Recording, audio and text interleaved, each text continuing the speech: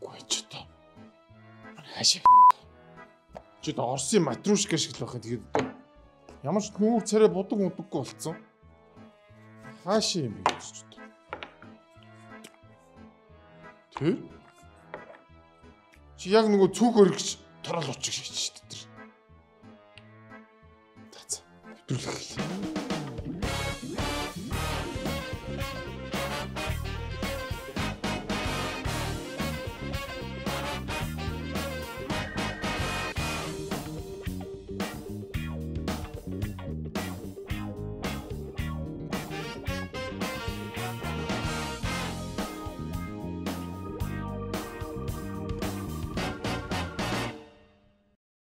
Энэ 7 хоногт улсын хурлын намрын чуулга эхэллээ. За намрын чуулгын эхлэхдээ зэрэгцээд бас төсөв мөнгөний бодлого маань орж ирсэн. За мөн дээрэс нь манай хоёр зандан хоёулаа сенсац дүртээд авлаа. Нөгөө хөтлийн үйлдвэр чинь дахиад эвдэрсэн байж магадгүй юм бас дууллаа.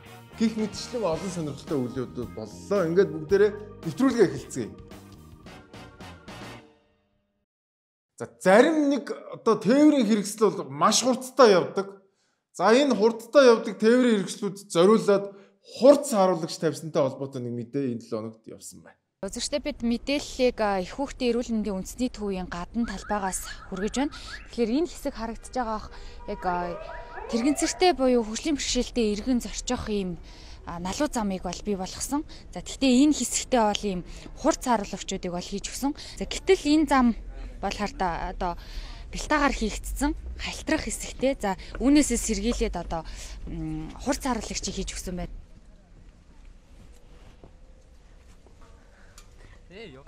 Энэгээр дэшээ гарна гэдэг бол тухайн хүнээ магадгүй гимтэж болно, эсвэл би өөрөө унаад гимтэж болох тийм эрсдэл үүссэн л байна. Бид нар чи ямар тэрэгцтэй суусан гэсэн идэж адилхан дөрөв дугуйтай идэж ямар машин биш те. Энд дээр чи хурц харуулгач байгаад ямар шаардлага энэ чи хамгийн гол эрсдэл нь чи энэ чи хурц харуулгач байлаа гэмээн энэ чи энэ тэрэгцрийн жижиг дугуй бол тэгэлдэл тэр чигээр л ниснэ гэсэн үг шүү дээ. Ямар амар том хурц харуулгач тавьсан юм те. Эднэр бол машинууд шуулгаачууд бүгд номер тавьж өгөх гээд нэг одоо том дарга нь бодсон юм болов. Номер тавиад бүгдэн дээр хурц харуулгач тавиад бүгд наашаа гэдэг. Та нар сая анзаарсан бол нэг амар том хогийн сав тэгээд юу хоёр байгаа хэвчээ тийм юм сандал те. Дээрээс хурдын сааруулаад дээрээс нөгөө нэг юм юу гэдэг л юм сааттай те. Хурд сааруулагчтай бас сааттай зам байгаа хөөх. Ингэж хажуугаар тоорч морч гараал те. Гэж шарууш марвал дэрит мэрит хийх юм шиг байна те. Бараг мотортой тэрэгцтэй явж байгаа гэж бодсон юм байна шүү те. Тэр дээрээс ч амар хурдорж сав гэдээ 2 3 буугаад тэгнэ гэж бодсон юм шиг байна. Гэхдээ энэ дэр бол зөвхөн буухын л бодсон. Эхлээд дээшээ эхлээд гарна. Тэгжиж буун шүү дээ тий. Тэг яг дээшээ гардаг хэсэг дээр сааттай байгаа байхгүй тий. Тэг эн чинь зөвхөн тэрэгцэртэй иргэд гарахгүй. За дээрээс нь тэрэгтэй ээж нар гарна. Ихнэлгсэн одоо эрүүл мэндийн төв учраас одоо маш олон хүүхэдтэй хүмүүс тийшээ гарна. Өвдөд зовсон хүмүүс бас тэрэгцэртэйгээ гарна. Тэр хурдыг л багасгамаар байсан юм шиг. Арай олон хүмүүс ирээд байна. Арай хурдтай наашаа очиглоод байна. Даргаа энэ харалтаа гэж тийм ээ. Коридороор 4 хүн болчихлоо шүү дээ. Одоо болио л доо энийгоо. Ядаж энэ тэрэгтэй хүмүүсээ багасгал л та гэдгийгсэн шүү. Тэгэл манайхан мэрэгэн санаа боллоо шээс. Хурц харуулгач. Имлэг рүү ирэх урдыг саруулцгаая. За ингээд нэг ийм одоо Монголоос өөр газарт бол ийм хурц харуулгачтай имлэг бол их ховор байдаг баха. Тэгээд бас үнэхээр мэрэгэн санаа байна те. Энэ мэрэгэн санааг гаргасан хүмүүс алга тагшаагаас өөр яах вэ те. Тэгээд үнэхээр арайчтэй гэж хэлээ да. Энэ 7 хоногт улсын хурлын намрын чуулган эхэллээ. За намрын чуулган дээр бол сенсац бас ч гэж гайгүй багтаа байсан. За тэгээд хамгийн олон хүмүүсийн яригдсан нэг сэдв бол улсын хурлын даргын хэлсэн үг байгаа. Тэгээд ямар үг гэсний бүгдээрээ сонсцгоо. Хоёрдугаар төсвийн байгууллагууд орлого олж цалингаа нэмэх эрхцээ орчин бүрдүүлээ. Төрийн байгууллагууд бүгд бизнесийг гэсэн олон улсын туршлагуудын либералчлал, хүн зурч хэрэглийг бууруулах бас төр төсвийн байгууллагууд төрийн өмчт аж ахуй нэгжүүд үр ашигтай ажиллах ийм зохиц реформыг хэрэгжүүлэх шаардлагатай юм байна. Энэ эрх зүйн орчныг бий болгох. Пөөх төрийн байгууллагууд маань одоо бизнес хийдэг болох нэ. Ямар гоё юм бэ. Уг нь бол энэ хэдий чи ажиллах гээд манайд татвар төлөөд байгаа царайтай шүү дээ. Уг нь хөрх юмтай. Тэгээ бизнес хийгээд тэгээ татвар төлөөд чинь энэ хангалтгүй юм шиг байна. Дахиад бид нартэй хамт өрсөлдөө тий. Арай ундаа зарцсан явж байгаад нэг төрийн байгууллага ажиллаа гэхгүй. За үйлдвэрийн хүтүндээгоорой. Манай төрийн байгууллага үйлчлэгээ болсон. Та нартай өрсөлдөгөр болсон гэд. Ер нь эхнээсээ өрсөлдөд ихсэн л дээ. Одоо жишээ нь том уул уурхайн компаниуд байна. За дээрэс нь одоо энэ төрийн банк гэдэг банк биш үү? Арилжааны банкудаас татвар аа. Дахиад тэднийхээ дунд дахиад арилжааны банк гэдэг. Арилжааны банк гэдэг чинь ашигын банк шүү дээ. Гэх мэтчлийн ийм олон зүйлүүд байна. За тэгээд гинсекээс нь асуусгүй танаахан ч одоо зах зээлээс одоо төр гарах ёстой мөстой гэж олон юм яриад ирсэн юм шүү. Яг та хоёрын хиннийхэн зөв юм бэ гэд сэтгүүлж асуусан. За одоо жишээ нь засаг төр засгийн зүгээс авч хэрэгжүүлэх шаардлагагүй олон үйл ажиллагаа, үйлчилгээ, үйлдвэрлэлийн ажлуудыг бид аваад үзэхэд урьдчилсан байдлаар дүгнэхэд бараг 400 орчим тэрбум төгрөгийн эргэлттэй ийм үйл ажиллагааг хувийн хөвшилж шилжүүлэх боломж байгаа нь харагдаж байна. За энийг шилжүүлж чадах юм бол үр дүнгийн бас бүрэн тооцож бол харьяахан чадаагүй. Гэхдээ урьдчилсан байдлаар ярихад 40-50 тэрбум төгрөгийн урсгал зардлыг бас хэмнэлт хийх боломж нь бол харагдаж байгаа. Тэгэхээр засгийн газраас энэ чиглэлээс ухрахгүй за төр хувийн хвшлийн түншлийг бий болгох замаар хувийн хвшилд төрийн энэ зарим үйл ажиллагаа үйлчлэгийг шилжүүлнэ гэдэгтээ бол бүр ихтэй байж болно. Энэ олон дарга нарын чинь алийнхан зөв юм аа тавина гэд асуудаг штэ нэг олон зам дээр ингэ зогссон. Аль зам нь яг хааш ба. Улсын хурлын дарга нэг өөр юм. Засгийн газрын хэрэглэхийн дарга нэг өөр юм. Гэт ингээд ямар ч үсэн энэ дарга нар маань бас хоорондоо өөр бодолтой байгаа юм шиг байна. За манай төр бол одоо бараг л бүхэл юмыг хийх гээл одоо бүгдийг эхнээс нь хурааж аваал те хаагаал хориол за эхнээсээ хурааж авсан газрууд нь эхнээсээ эвдрээл авилгалжаал ингээд балраад байгааг одоо бүгд нүдэн дээр харж байгаа. За ямар ч үсэн ингээд хоёр өөр байр суурьтай. За гэтэл эхнээсээ нөгөө хувийнхны хийдэг байсан юмнуудыг одоо төрийн байгууллагууд маань эхнээсээ авч хийгээд ихсэн. Энэ сарын 1-ээс эхлээд гадаад паспортны захиалга өгөх хэрэгэд нэг цэгийн үйлчилгээний төвд C6 авахулдаг болсон. Өөрөөр хэлбэл хувийн зурагчнаар авахулсан зургийг гадаад паспортны захиалганд авах байсан юм а. Энэ шийдвэрийг хуваарай үйлчилгээ эрхлэгчдийн бизнесийг төр булааж байна гэж зурагчид үзэж байна. Тэгэхээр тэр төрийн байгууллага өөрөөсөө тэр бохор заваа юм өөртөө хийх. Тэр үнээ цуглуулаад шавгаад чанартай зураг гарнуу чанаргүй зураг гарнуу тэр нь хамаахгүй. Эдний төрийн байгуулж байгаад бодлого шүү дээ.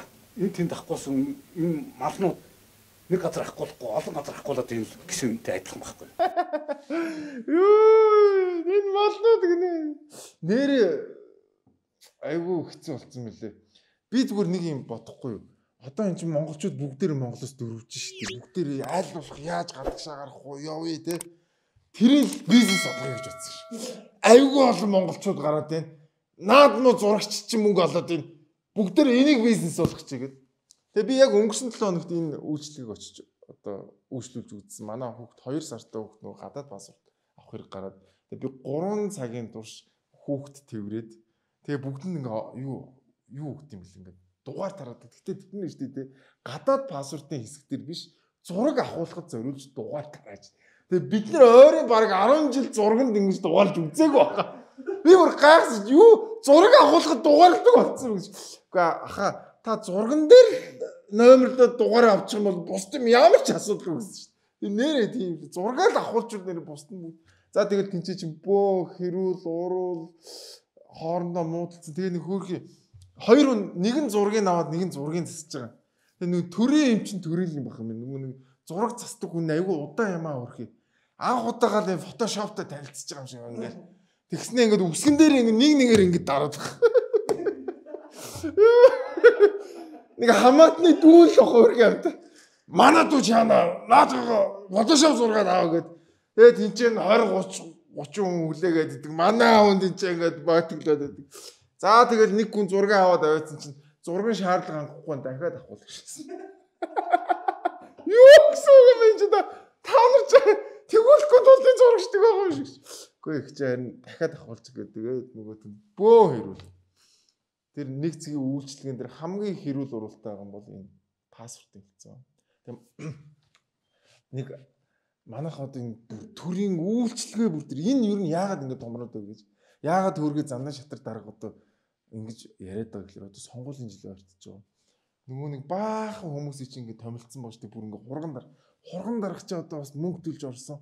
Мөнгө хийх хэрэгтэй байхгүй тий.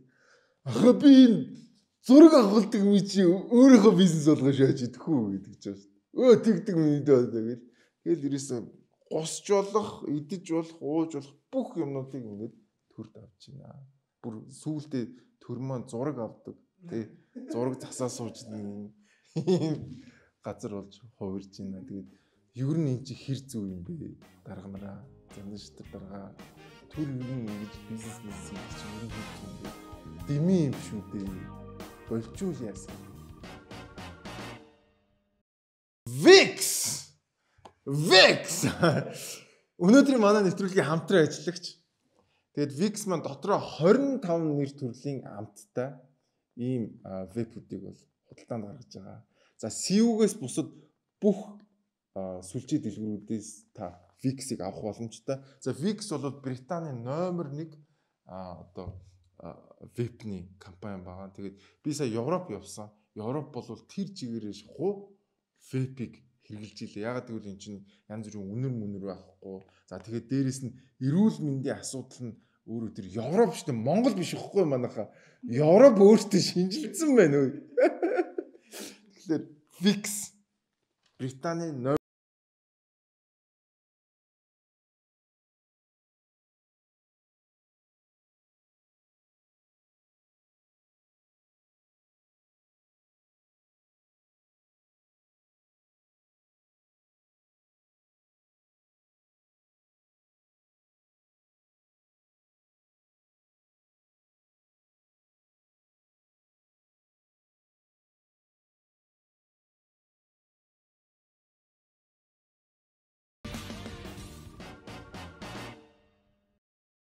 за ингэ намайг веб рекламад унахлаар одоо нөгөө хүмүүс чи эрүүл мэндэд хортой юм яалаа ургамлын гаралтайг энэ рекламдахгүй яасан гэдэг боо юм болно. Тэгээ би бол надад тэр энэ утаа тамхиныхын захилгааны хоёрын хоорондоо хийж байгаа хэрүүл ямар ч хамаагүй шүү зэ. Ягаад гэвэл би энэ өнөөдрийнхөө хүмүүсээ цалинжуулмаар байгаа. А гэхдээ өнгөрсөн 7 хоногт одоо энэ вебнээс болоод уушгин цоороод байна. Маш олон залуучууд уушгин цоорж эмнэлэг дээр хүрэгдэж байна гэсэн одоо мэдээллийг ТV хэд билээ нэг тийм тоотой телевизээс гаргасан. За тэгээд энэ мэдээллийн дагуу сурчлага явсан байна. За олон нийтийн сүлжээнд буюу зарим нэр бүхийн одоо мэдээллийн хэрэгслэр веб буюу одоо электрон тамхи нь одоо залуучуудын уушгийг цоолж устгасан байна. За ийм хүмүүс Сүрэгийн клиник дээр олноороо ирж байна гэдэг мэдээлэл тархсан байгаа. Яг одоо тухайн мэдээллийг өгсөн тус одоо клиникийн яралтай тусламжийн их хэмж. За Батмөнх хэмжээс бас шууд тодруулахаар ирсэн байна. За тийм хүмүүс бол олноороо ирсэн гэдэг ийм мэдээллийг бас та өгч байх шиг байсан. Ер нь хичнээн тийм одоо уушгин цоорсон хүмүүс ирсэн юм бэ гэдэг дээр тайлбар өгөөч. За тэр бол мэдээлэл бол яг тэр сурвалжлагчийн юм бол яг өөрийнх нь ярьсан зүйл болохоос биш. Би бол яг манай дээр ирж ийнэ гэсэн талаар бол ер нь бол яриаггүй. Тий. Тэгэхээр яг уушгин цоороод устсан гэдэг тийм одоо тохиолдлууд ирээгүй гэж ойлгож болох уу?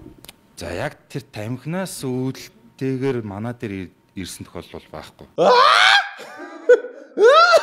Энэ үний чи тийм мэдээлэл өгсөн тэр нөгөө телевизээр ирсэн шүү дээ. Энэ хүмүүс гайхсан баг тий. Өөрөө ямар ч тийм яриг үзэн зүгээр ярьсан хүүе би ямар ч тийм ярьсан шүү. Гайхсан.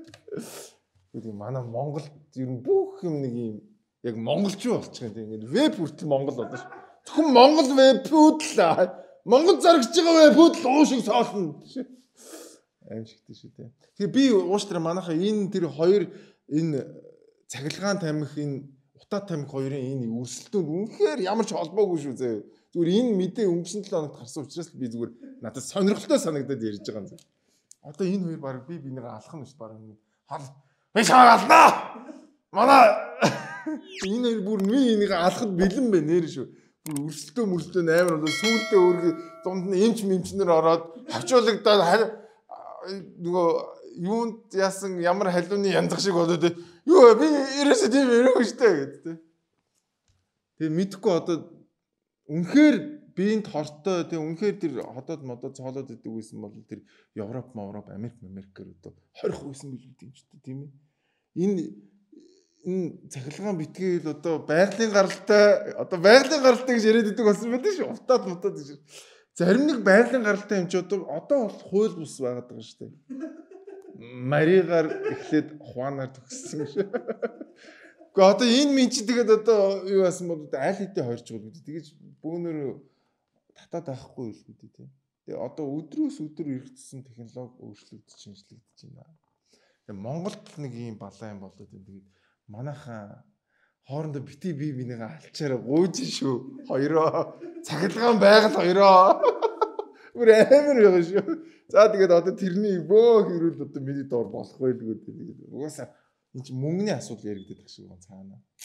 Тэгээд хоорондоо шудраг өрсөлдөё. Тэгээд шудраг өрсөлдөөнийн дарагт бол энэ нэг хамаагүй юм шиг байна.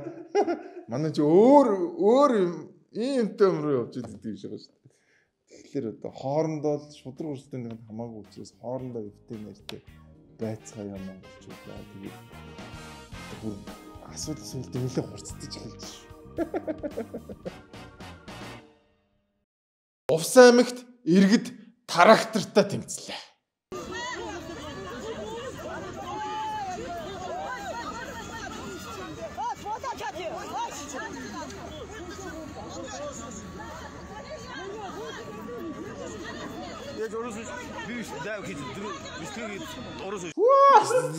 Трактор ингээд бариад гэлтэй. Нөгөө юу ар хангайх нөгөө танк хөлдөг гэдэг шиг юм бол. Увсынхан ч одоо баг тракторны үндээс баг төмөр битэй Iron Man шиг л дайраад.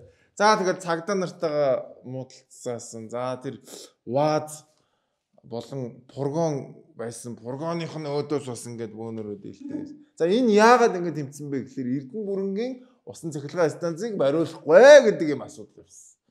За тэгээд энэ асуудалтай холбоотойгоор дээрэс нь яг энэ Эрдэнэ бүрэнгийн усан цахилгаан станцтай холбоотой энийг барьж байгаа хүмүүс бас хэвлэлийн баг гурал хийсэн. За хэвлэлийн баг хурлын үеэр за иргэдийн төлөөлөл байсан. За иргэний нийгмийн байгууллагууд байсан. За дээрэс нь одоо энэ усан цахилгаан станцыг барих гэж айл болгоноор орчиж уулзсан. Яг энэ усан цахилгаан станцын бүсд байгаа. За тэр хүмүүстэй ингээд бүгднтэй нь ярилцсан. Гэтэл нөгөө хүмүүс болохоор үгүй бидэнтэй ярилцаагүй гэдэг. Бүгдийг баримтжуулсан байна. Яг ингэж хэлхийг мэдээд. За бас айгүй сонио үйл явдал болсон. Яг энэ Эрдэнэ бүрэнгийн усан цахилгаан станцтай холбоотойгоор Оросын элчин сайд Азизов Оросын элчин сайд ч манайхаа энэ станцыг барьж болохгүй гэдэг одоо мэдээллийг өмнө нь хэд удаа хийжсэн. Тэгээ айгүй соноор та ингээд Увсын иргэд болохоор ерөөсө цахилгаан махлагантай болох ерөөсө өсөхгүй байх шиг байна. Цахилгаан хэрэггүй, хөгжил дэвшил хэрэггүй, бидний чанаа харахуугаар байж, хөмөрсөн тогоон дотор байж гэдэг ингээд тэнцэн. Тэр ойр хавийн хэрвээ энэ усан цахилгаан станц баригдчих юм бол яг энэ баруун аймагуудын одоо Оросоос орж ирдэг эрчим хүчний хэрэглээ багасаад Монгол улс төсөө хэмнэх боломжтой. Хэдэн зуун сая доллар хэмнэх боломжтой. Тэрийг бол хэмнүүлэхгүй. Бидний ч малаа болноо. Бид нар харанхуугаар байж яа л гэдэг шиг. Бид нар харанхуугаар ингээ Iron Man болоод энэ трактортойгоо байлдаж байна. Тэгээ айгүй сонио. Гэтэ би энийг бол хажууд нь лав бариад зогсож байгааг учраас мэдэхгүй. Ямар ч байсан иргэд ингээ тэмцээд байгаа. Тэрэн дээр нь бас Оросын элчин сайдын яам ингээ хүч нэмээд байгаа. Тэгэд энэ 7 хоногт ямар ч байсан нэг ийм хүн болон трактор хоёрын дунд ингээ байлдаа үүслээ. Тэгэд энийг цаашаа юу болохыг бүгдээрээ харчих. Тэгээд Оросууд эсэргүүцээд байгаа. Дээрээс нь орсчууд бас эсэргүүцээд байгаа шүү. За, чаг мөнгөтэй усан уу? Чаг мөнгөтэй Акус гэдэг ус байгаа. За, чаг мөнгө бол хүний одоо цусыг шингэлдэг. За, дээрээс нь маш олон төрлийн эрүүл мэнд ач холбогдолтой байгаа. Тэгээ амт нь өөрөө аюул гоё юм л тийм ойн амт амтагдаад. Тэгээ би бол Акус усыг бол ойр байн гуйж байгаа. Тэгээд бүх сүлжээ дэлгүүрүүдээр Акус ус маань зарагдаж байгаа шүү. Та бүхэн эрүүл мэндэ боддог бол тий. Акусын хар болон цагаан усыг хоёулын биелж байгаараа эрүүл мэндчээ гэдэг шүү. Тодрог тав гэж байсан да та бүхэн санаж байгаа. Сүүлдээ шаадаг тавж гэдэг нэртэй болсон. За энэ тавын нэг одоо энэ 7 хоногт бол үнэхээр их одоо шуугаан тарьж чадлаа. За шуугаанаа яаж тарьсан хэсгийг бүгд нэг харцгаа. Хөрсөхийн тухай ярив. Хөлгсөхийн тухай ярив. Яагаад реформ шинжилгээ хийхгүй байгаа юм? Намайг алчхдаггүй юм бол би шудраг осыг Монгол тогтооно гэж та 2-3 жилийн өмнө ордон дотор амлаж байсныг би мартаагүй байна. Чиний хэдэн шүүгч нар шудраг осыг Монгол тогтоож байна уу? Өнөөдөр шүүх, амжигтай тэмцэх газар, прокурор, мөрдөн шалгах бүх байгууллага чиний мэдлэлд байгаа хөрсгүй. Шудраг ос Монгол тогтож байна уу? Офшорчдыг хэн сулсан бай?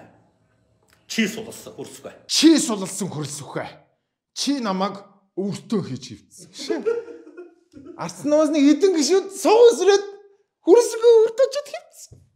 Тэрний нэг нь одоо манай бацаанд ах штэ. Тэгээд өөрөө бол их ууртай нөгөө хүзүү толгоогоо нийлүүлсэн байсан хүн рүү их амар дайрлаа. Нэг оройч бид хүмүүс гайхал хүүшээ бацаанд чи юу болгоо гинт одоо сэрээд тийм ээ.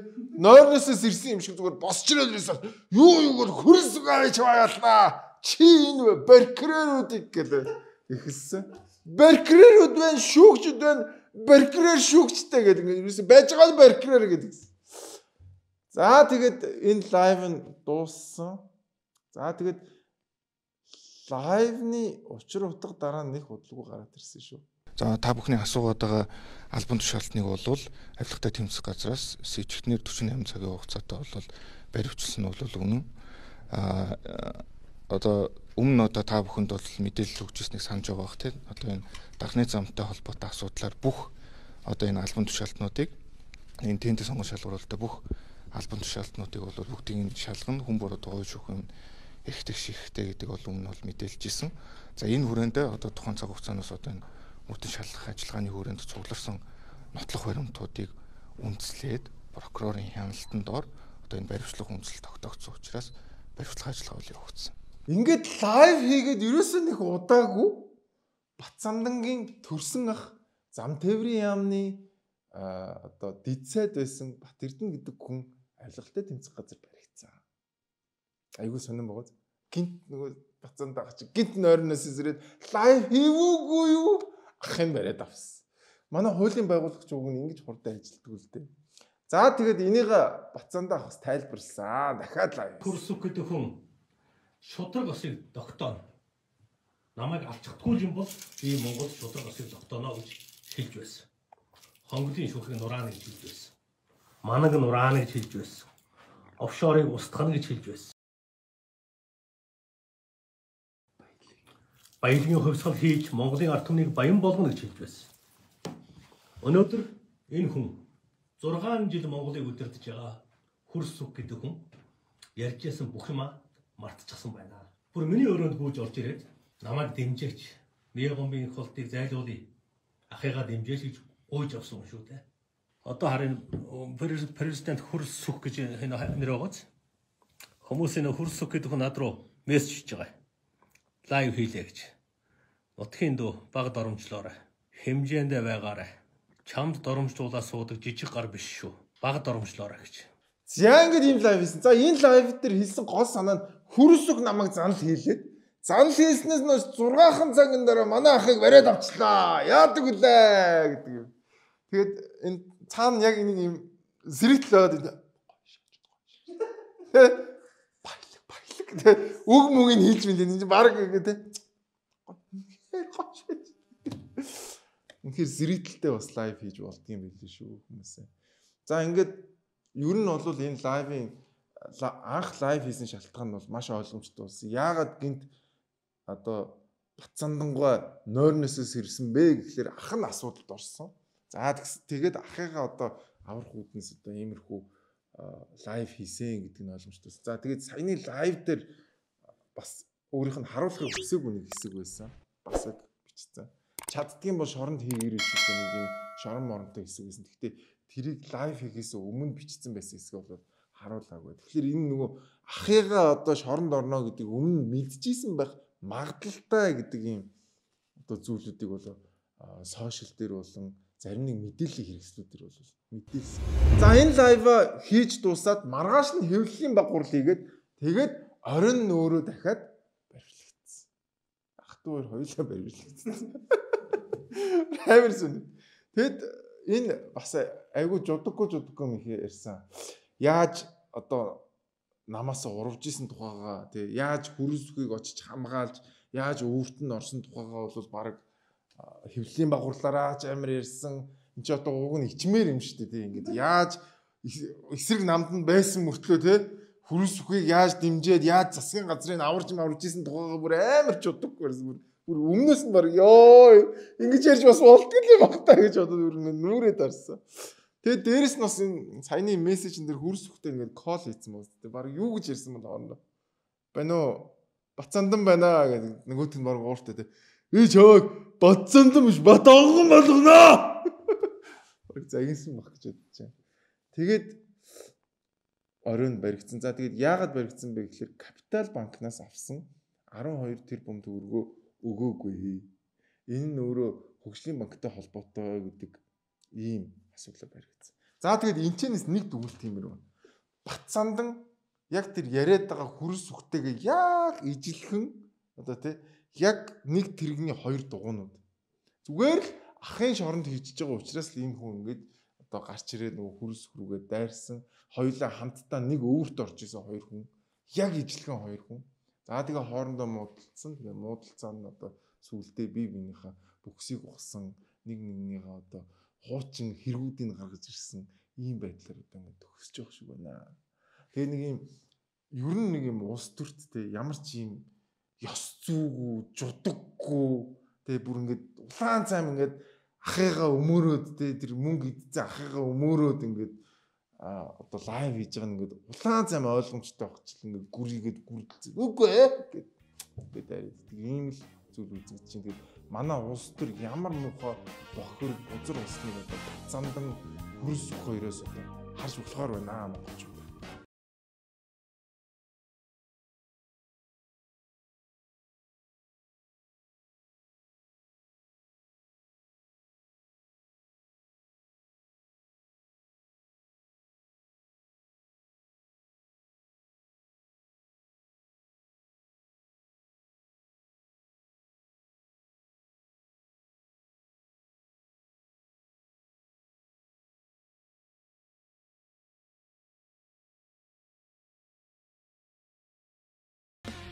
Энэ 7 хоногийн хамгийн чухал сэдвүүдийн нэг юу байсан бэ гэхээр улсын хурлын чуулганд одоо 2023 оны төсөв орж ирсэн. За тэгээд төсөвтэй холбоотойгоор одоо гишүүд маань эхнээсээ байр суурийг илэрхийлээд гисэн. За энэ 7 хоногийн улсын хурлаар төсөв ярьсан. За дээрэс нь мөнгөний бодлого гарсан. За хандаа гишүү маань төсөвтэй холбоотой үг хэлсэн. Өмнөх жилийн төсөв хэд байсан бэ гэхээр 18 их найд байсан. Энэ жилийн хэд юм бэ гэхээр 20.5 их найдаар орж ирж байна. Гэхдээ ингээд төсвөнд ингээд хилээд байхад мөнгөний бодлогын хүүг ингээд 12% болгоно, 20% болгоно, 30% болгоно үр дүн гарахгүй шүү дээ. Үр дүнд нь яах юм бэ? Үр дүнд нь бид нар инфляцтай, үр дүнд нь орлого багтаа иргэд болон дундаж давхаргууд чинь маш их дарамтыг авна. Бодит орлого нь буурчин, улам ядуурна. Йоо амар манай хүн амар юм энерги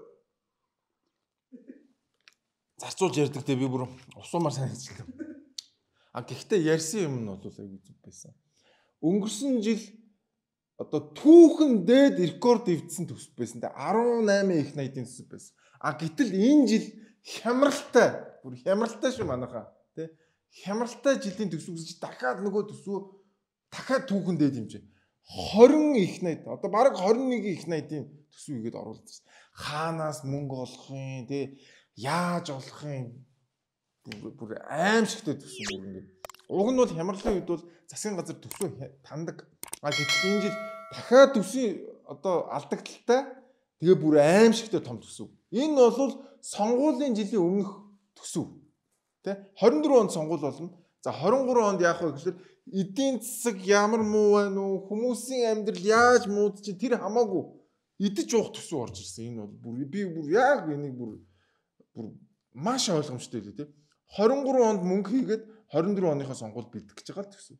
Уг нь бол үнэхээр иргэдэд бодсон бол төсөө тэнцвэржүүлээд төсвийн алдагдлаа багасгаад өөрсдийнхөө зардлыг танаад орж ирэх хэрэгтэй.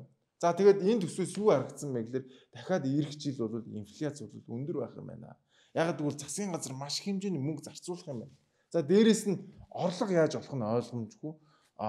Төсвийн алдагдлаа дахиад өрөөр, дахиад бонд гаргана, дахиад гадагшаа бонд гаргана, дахиад дотооддоо бонд гарна гэсэн үг.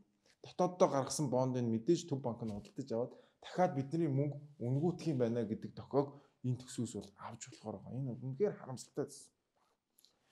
За ийм төсөв орж ирсэн. За эх 7 хоногийн Liberty Pub нэвтрүүлгээр яг энэ төсөвтэй холбоотой илүү нарийн ширийн зүйлсийг ярьсан байгаа. Тэгэхээр та дараагийн 7 хоногийн Liberty Pub-ыг бас үзээрэй гэж бодож байна. За бас дээр нь энэ 7 хоногт мөнгөний бодлого ярьсан. За мөнгөний бодлогын үеэр одоо яг энэ мөнгийг одоо байнга ажиглаж идэг, байнга хараа сууж идэг нэг хүн бас үг хийсэ. 8 жилийн өмнө $1000 1700 хүрж байхад би тухайн үед одоо сөрөг хүчний улсын их хурл дахь сөрөг хүчний намын ерөнхий нарийн бичгийн даргаар ажиллаж байхдаа эрх баригчдад сануулж энэ одоо ханшаа энэ одоо инфляц өмнө ханшаа одоо доктортой байлгаач гэсэн одоо анхааруулга гэж улс төрийн акц мэдгэл хийж ийсэн. 8 жилийн дараа тэр үеийн одоо ханшнаас 2 дахин нугалсан ийм одоо ханштай болж байна.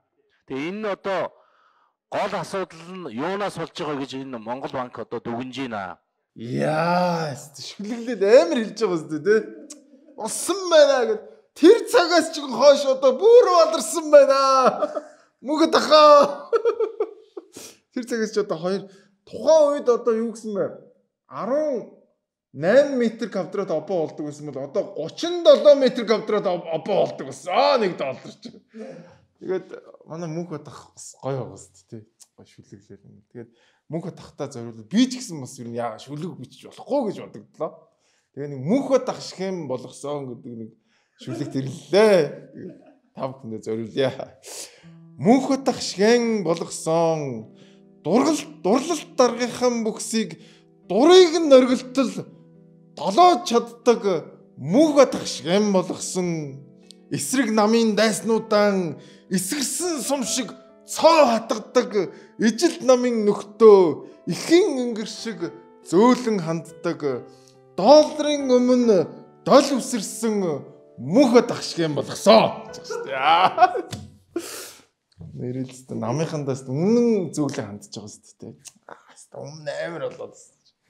За тэгээд иргэдийн амьдрал одоо ямар усныг одоо манай мөнх батахын 8 жилийн өмнө хийсэн ярианаас одоо маш ойлгомжтой сонссон баг тийм.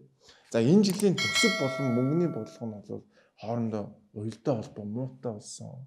Хямралын жил бол сонгуулийн жилийн төсөв барьж орж ирсэн. Нөгөө сонгуулийн өмнөх жил бол төсвийнхаа зардлыг хэсгэн тийм мөнгө идэхгүй болохгүй шүү дээ. Нөгөө идэхгүй сонгуулиар ялахгүй 24-нд ялж чадахгүй нөгөө иргэдэд мөнгөө тарааж чадгаа болчих нөгөөд үлчээ. Тийм учраас 23 оны төсөв бол хямралын үеийн төсөв ерөөсөө биш. Зүгээр л мөнгө өрөх, мөнгө цацах, дээрээс нь инфляцийг хөөргөдөг ийм л төсөв орж ирж байна. Тэгээд ямар ч байсан 10 саржингаа энэ одоо 2023 оны төсвийг ярина. Тэгээд бүгдээрээ анхааралтай ажиллацгаая тийм. Бүгдээрээ мөнх батах шиг юм болгосон.